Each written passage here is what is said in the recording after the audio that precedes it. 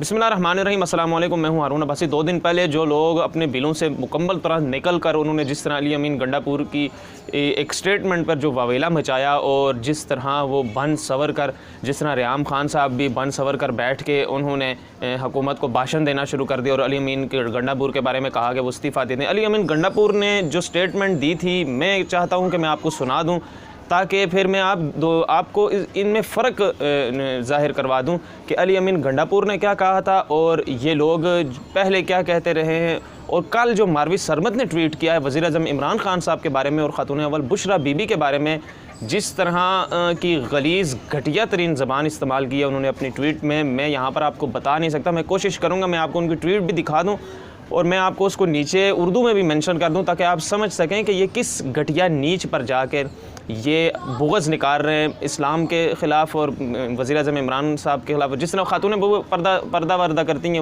वो एक मजहबी घराने से उनका ताल्लुक़ है। चले जो भी मसला है, जो भी मामलात हैं, इसके पीछे साबित ये होता है कि इनके दिलों में, जिस तरह मारवी सरमद जैसी, मैं अब यहाँ पर कुछ सख्त लफ्ज़ इस्तेमाल कर जो नामुनासिब होगा, खैर अब इनको बंदा क्या कहे, जिस तरह उनके दिल में बुग़्ज़ है इस्लाम के बारे में और जिस तरह वो ये तासुर देती आ रही हैं कि वो इस तरह इस्लाम के जो सज़ाएँ हैं, इस्लाम की जो चीज़ें हैं, उन पर कमेंट्स पास करती हैं, इससे साफ साबित होता है कि वो दिल में कितना बुग़्ज़ रखे हुए हैं इस्लाम के बारे में। ये आप ट्वीट देखें, उसके बाद मैं आपको अली अमीन गंडापुर का जो है, ये ट्वीट आपकी स्क्रीन पर चल रही होगी, मैं आपको इसके बाद अली अमीन गंडापुर की स्टेटमेंट सुनाता हूँ। उसके बाद मैं आपको बताता हूँ कि माजी में ये औरत के एहतराम और तहफ़्फ़ुज़ के बारे में बात करते हैं, ये किस मुँह से इस चीज़ की बात कर रहे हैं और किस मुँह से ये चेहरा सामने ला कर कहते हैं कि औरत की तौहीन हुई है और औरत का एहतराम नहीं करने आता। ये औरत के बारे में क्या कहते रहे, ये पहले आप मुलाहिज़ा कर लें। मरियम नवाज़ का ये जो स्टेटमेंट है, ये पहले आप देख लें। साहब तो 62-63 पे नाअहल हो गए, क्या कहना है इस बारे में? उनकी बेटी से पूछना चाहिए वो कितने सादिक और अमीन। मैडम ओके ये भी सुन लो, ऑन रिकॉर्ड सुन लो। खूबसूरत तो है, मैं सच बोलूंगा, लेकिन ये भी सुन लो कि आपके टैक्स के पैसे से नवाज शरीफ की 2 हुकूमतों में करोड़ों रुपए की सर्जरियां कराई हैं इसने अपने आप को ठीक करने की। ये खूबसूरती भी आपके पैसों की है। और इसी हवाले से एक और स्टेटमेंट है, वो भी आप मरियम नवाज का सुन लें। किसी सिलेक्टेड को, किसी नशा करने वाले को खेल के मैदान से उठाकर सिलेक्ट कर अवाम के सरों पर मुसल्लत करते रहें। ये 2 मरियम नवाज के मैंने आपको स्टेटमेंट सुनाए हैं और जिस तरह ये खुद बजाते खुद औरत होकर जिस तरह की ये औरत के बारे में ज़बान इस्तेमाल करती रही है वो।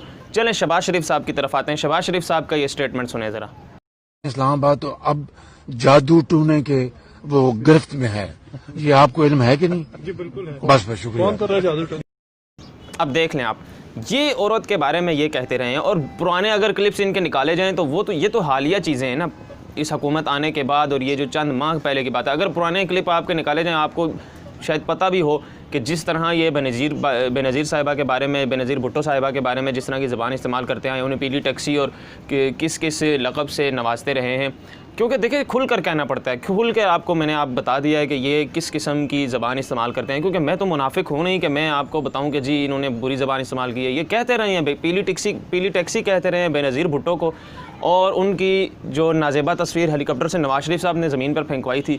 तो ये किस मुंह से, मतलब किस घटिया शक्ल लेकर आके मीडिया के सामने कैमरा ऑन करके ये कहते हैं कि जी यहाँ पर इनको इस्तीफ़ा दे देना चाहिए, क्योंकि इन्होंने सिर्फ चेहरे पर बात की है कि जो चेहरा है वो आपके पैसों का मेकअप किया हुआ है, बस इतनी सी बात पर ये इस्तीफ़ा देते हैं। और आप जो घटिया हरकतें करते आए हैं पिछले चंद सालों से, जिस तरह आपने तो औरत की इज़्ज़त को पामाल किया और जिस तरह आपने मसाले कायम किए हैं कि आपने जिस तरह औरत की तौहीन की है, और आप किस मुंह से, बार बार मैं कह रहा हूँ कि किस मुंह से, आप किस शक्ल के लेकर आके आप कह रहे हैं कि आप औरत का एहतराम। अब अगर बात की जाए मारवी सरमद की ट्वीट की, तो मारवी सरमद ने ये जो ट्वीट किया है और जो वज़ीर आज़म इमरान खान साहब की और आर्मी चीफ़ साहब की मुलाकात की तस्वीर जो है उस पर जो तबसरा किया है, उस हवाले से अब देखना यह है कि इनके ख़िलाफ़ किस किस्म की कार्रवाई होती है। क्योंकि देखें, अगर यही काम ये किसी और मुल्क में करके दिखाएं ना, सऊदीया में ये काम करके दिखाएं, तुर्की में करके दिखाएं, अमेरिका में करके दिखाएं, यही काम अगर वो वहाँ पर जाकर करके दिखाएं ना, उनके जो प्राइम मिनिस्टर हैं उनकी वाइफ के बारे में और उनके आर्मी चीफ़ के बारे में इस तरह की बात करें, तो फिर मैं देखता हूँ कि ये किस तरह वहाँ पर दंदनाते फिरते हैं। अनफॉर्चुनेटली पाकिस्तान में होता यह है कि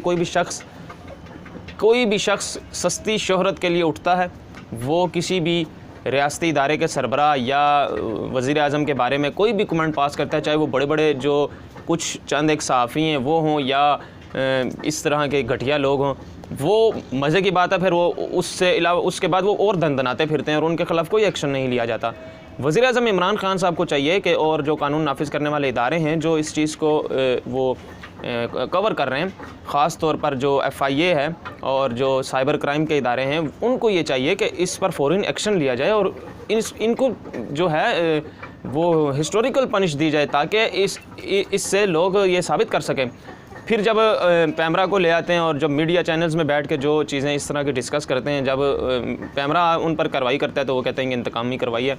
मतलब पाकिस्तान में जो करंट सिचुएशन जा रही है अपोजिशन की तरफ से और जो दूसरे हलकों में जो मामलात हैं हुकूमत के ख़िलाफ़, ठीक है तनकीद करें, एक हद तक करें और जो उनका हक़ है, डेमोक्रेसी का ये हक़ है तनकीद करना, लेकिन आप तनकीद ऐसी करें कि आप दूसरे को कुछ सिखा सकें। आप अपनी फ्रस्ट्रेशन ना निकालें, आप अपनी जो घटियापन आपके अंदर जमा है वो आप बाहर ना निकालें।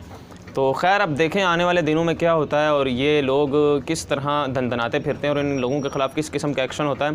खैर वज़ीर आज़म इमरान खान इस हवाले से अपनी पॉलिसी बहुत पहले ही वाज़िया कर चुके हैं कि इस तरह की जो ज़बान इस्तेमाल करने वाले लोग हैं, चाहे वो एक आम आदमी है या वो असर रसूख वाला आदमी है, उसके ख़िलाफ़ जो एक्शन है और जो पॉलिसी तैयार है वो वज़ीर आज़म इमरान खान साहब की बड़ी वाज़िया है कि इन लोगों के ख़िलाफ़ सख्त से सख्त कार्रवाई की जाएगी। लेकिन फिर अनफॉर्चुनेटली यही होता है कि जो पॉलिसी बन चुकी होती हैं, जो कानून बन चुका होता है और जो मामलात आगे लेकर चलने होते हैं, हमारे पास वो सिस्टम नहीं मौजूद कि उस मामलात को और उस तरह की सज़ाओं को और उस तरह के जो इक़दाम हैं उनको अमली जामा पहनाया जाए और इस तरह की जो केसेस सामने आते हैं और इस तरह की चीज़ें जो सामने आती हैं उनके ख़िलाफ़ सख्त से सख्त कार्रवाई की जा सके उस पॉलिसी के मुताबिक।